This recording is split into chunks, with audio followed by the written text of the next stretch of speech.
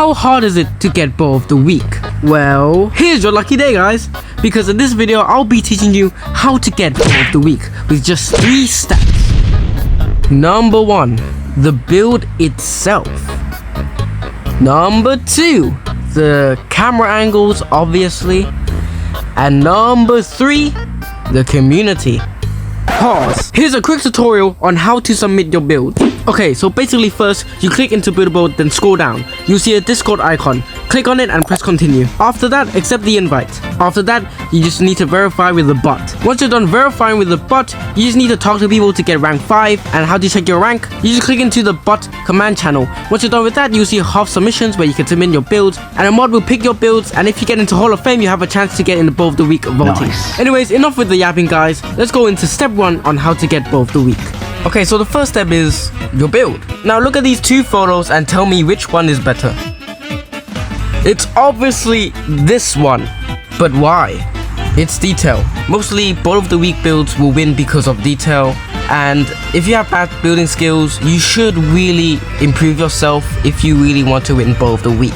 Now here's an example of one of my builds that got into bow of the week. Now this doesn't have a lot of detail, but if you know how to build shapes, do wedges, know how to color your builds, and set up everything, you're good to go. As you can see, I added a lot of detail into my flag and it made the whole build way better. Now obviously it's gonna take a lot of blocks and it's gonna be very laggy. It depends on the build, but trust me, it's gonna be worth it. Also, I forgot one thing, add little details. If you add little details, your build will be different than others and will stand out, like these little skeletons. And that is basically step 1. Now let's move on to step 2.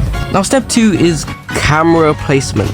Now yes, all builds depend on camera placement, they're not the same, but this is just a little guide on how to do a good camera placement. Okay, so I'll be using my build as an example, and I'll explain it in the most simplest way.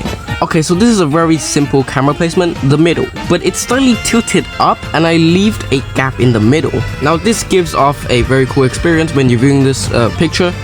It feels like you're the Zulus charging at the British soldiers, and you can see everything around the camera is kind of pointing at the middle, and it really gives off a fish lens type of effect on the picture itself, and it looks very good. And once you start to look at the picture itself and analyze it, you'll see some hidden details like barrels, carts, and there's a dead guy on the roof and all of that. But here's one thing you need to consider is that every build isn't the same and camera placement styles aren't the same too. But this is just a guide. Just make it so the viewers feel like they're in the photo itself and it will come up very good. Now for the people who are on mobile, please ask a friend who's on PC to take the photo, since the photo quality will be way better than mobile.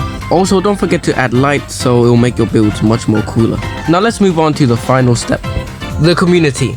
And yes, the community, they have different genres and other people like this stuff, but there's only one main thing you should focus on: telling a story.